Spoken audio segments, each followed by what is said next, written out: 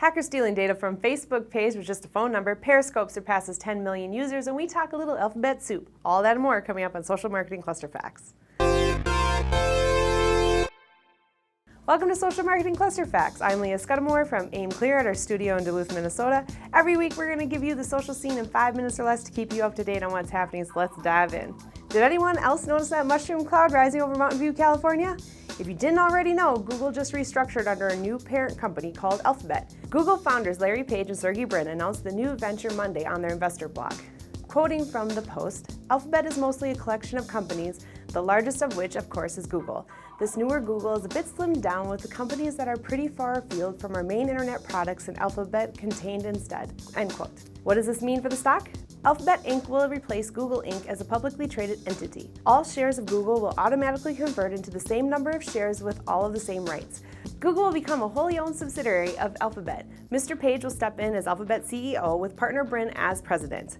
This move puts Sundar Pichai as the new CEO of Google Inc. Danny Sullivan from Marketing Land pointed out that Larry Page responded to one of almost 300 comments on his Google Plus page about the birth of Alphabet. Simply put, when asked if he and Sergey Brin still heart Google Plus, he said, "Yes, we still love Google Plus. See? Told you it's not dead." And keeping up with the huge news, YouTube will stay under Google rather than being structured under Alphabet directly. Articles analyzing restructuring like this one from Fortune are filled with speculation. Really, all we know is that YouTube is staying with Google. They're keeping their mouth shut on the strategy for now. So this is facting scary. The Guardian reports that a software engineer harvested thousands of user personal pieces of information and profile pics by simply guessing a series of phone numbers. This now very public tip can and probably has enabled many hackers to create massive lists to sell on the social black market. Facebook responded by saying something completely skirting the issue with only a comment about users' public information being able to be required. So hopefully that's code for we care deeply about you all and we're working on it.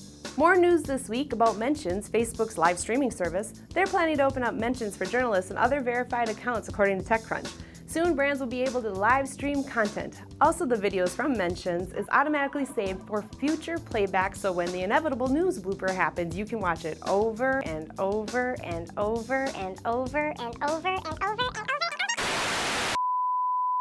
and over again. Twitter's Periscope blog announced Thursday that on August 2nd, they reached 10 million registered users.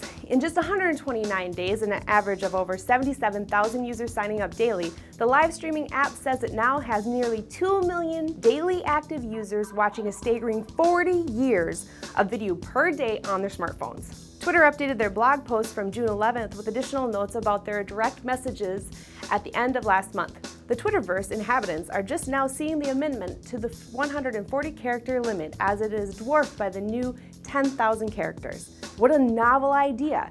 You can write an entire thought and send it to someone electronically. Isn't that email? And that does it for this episode of Social Marketing Cluster Facts. You can check out the links to this week's articles below.